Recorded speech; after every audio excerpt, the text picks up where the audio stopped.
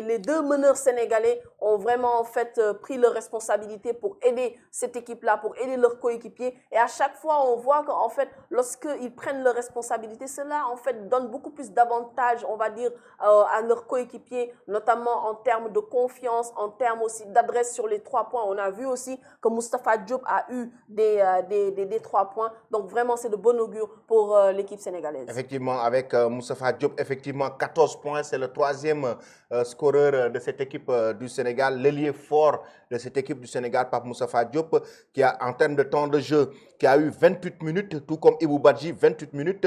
Il y a eu Falfaï aussi qui a eu 28 minutes. Sans oublier aussi Branco Badjo avec 29 minutes.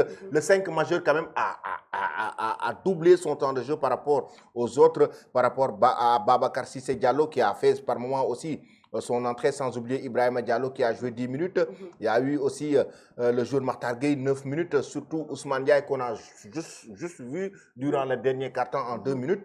Le Sénégal quand même a su gérer son match avec un Desagana. La clairvoyance de l'entraîneur a aussi beaucoup compté dans cette rencontre. Bah, bien sûr, on a vu quand même la patte de Sagana Diop avec bien sûr, chaque fois en fait, lorsqu'il sent que l'équipe ne va pas, surtout avec les remplaçants, il essaye de faire en fait un autre schéma plutôt tactique et bien sûr technique pour pouvoir en fait donner un nouveau souffle à cette équipe sénégalaise-là. On a vu que chaque fois en fait, lorsque ça a pêché du côté de certains joueurs, à chaque fois il fait en fait une rotation, une bonne gestion de son groupe pour permettre bien sûr aux uns de souffler, mais aussi pour permettre à cette équipe sénégalaise-là d'aller chercher la gagne. Ah oui, donc d'aller chercher la gagne et elle est quand même décroché ce ticket pour les demi-finales.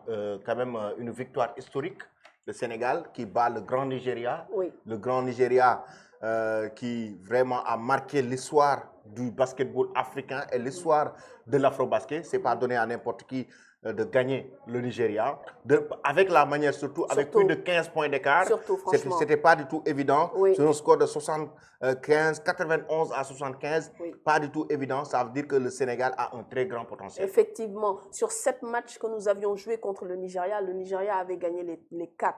Donc aujourd'hui, c'était notre 8e match et actuellement, nous avons, on va dire, égalisé. C'est maintenant 4-4. C'était notre 8e match contre le Nigeria et actuellement, le Sénégal vraiment est en train, on va dire, on ne va pas bien sûr s'enflammer, mais quand même, c'est historique que le Sénégal, à ce niveau-là, puisse quand même battre cette équipe nigérienne. On a vu aussi qu'il y a eu, dans cette équipe sénégalaise-là, beaucoup de blessés. Il y a eu beaucoup de spéculations concernant le choix du coach. Mais n'empêche, c'est un groupe qui est là. C'est un groupe qui continue, bien sûr, à grandir. Et bien sûr, il faut les encourager. Il faut les encourager. C'est un groupe quand même avec des joueurs très talentueux, des joueurs quand même, Jean-Jacques Boissy, qui, tout comme Branco Badjo, qui ont tiré leur épingle du jeu dans ce match. Oui. Donc 32 points pour le capitaine du Sénégal et 17 points pour Jean-Jacques Boissy. Ça veut dire que ce match a été très décisif face au Nigeria et que les réajustements ont été faits par l'entraîneur de Sagana Diop qui a permis à cette équipe du Sénégal de décrocher la qualification en demi-finale. Il faut rappeler que le Sénégal court derrière ce titre, 28 ans de disette. Donc, depuis 1997, la génération de Alingo Nignan, Oui. Raymond Carvalho, Makhtar Gueye, autant pour moi, c'était cette génération qui avait remporté l'afro-basket masculin 97, ici même à domicile, c'était au Sénégal. Et là, le Sénégal maintenant doit revenir cette fois-ci de manière très forte pour pouvoir remporter l'afro-basket en 2017 à Tunis. Le Sénégal était éliminé en demi-finale par le Nigeria, par cette équipe du Nigeria. Et le Sénégal qui prend la revanche justement cette fois-ci pour décrocher la qualification en demi-finale et battre le Nigeria en quart de finale. Oui. Là, actuellement, le Sénégal, vraiment, on va dire, est dans le dernier carré. Il y a Papiluchou qui dit monter en puissance. Effectivement, parce que dès l'entame de la compétition, face à l'Ouganda, le jeu n'était pas plaisant. Non. Face à l'Égypte, c'était quand même un jeu assez très moyen. Face à l'Égypte, c'était pratiquement, on dirait, certains observateurs estimaient même que c'était catastrophique. Oui. On a vu un autre visage face au Mali. Lors des barrages face au Soudan, le Sénégal a sorti le grand jeu. Et là, face à cette équipe du Nigeria, on voit maintenant une très grande équipe sénégalaise qui est en train de vraiment monter en puissance dans cette compétition. Oui, en fait, déjà, il faudrait aussi remarquer cela.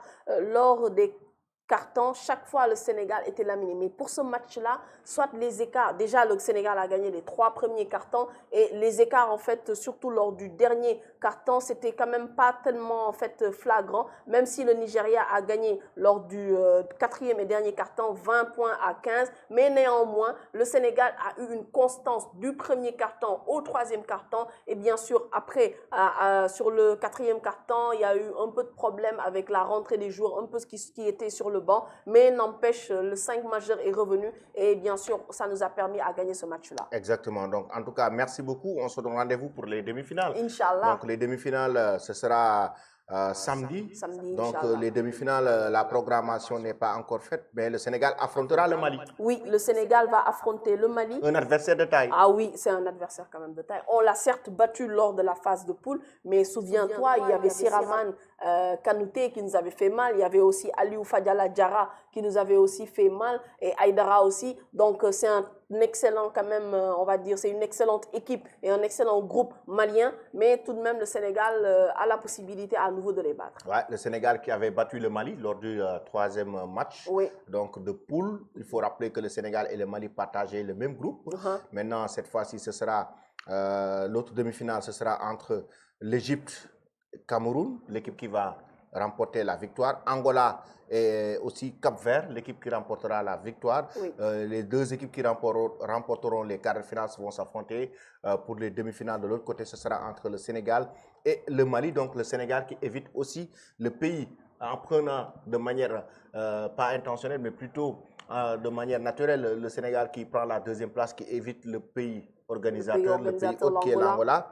L'Égypte qui l'avait battu lors du 2e match, le Sénégal ne l'affrontera pas en demi-finale. Oui. Maintenant, la demi-finale, ce sera face à un pays voisin, une équipe que le Sénégal connaît très bien pour l'avoir joué lors de la 3e sortie de Sagana, a quand même du pain sur la planche pour pouvoir gérer cette équipe malienne qui a battu aujourd'hui même de la plus belle des manières la Côte d'Ivoire. Effectivement, il faut se souvenir aussi que le Sénégal avait battu le Mali lors des phases de groupe 80 à 70, 10 points d'écart. Donc même si le Sénégal lors du 3e carton avait quand même eu du mal à vraiment s'imposer, à imposer son jeu, mais toujours lors du 4e carton, on a pu en fait venir à bout de cette équipe malienne. Maintenant, il va falloir juste, on va dire, reprendre les mêmes joueurs, refaire la même formule avec beaucoup plus maintenant de précision, beaucoup plus d'agressivité et beaucoup plus en fait, on va dire, de vivacité et de technique pour pouvoir bien sûr à nouveau gagner cette équipe malienne. Effectivement. Merci beaucoup en tout cas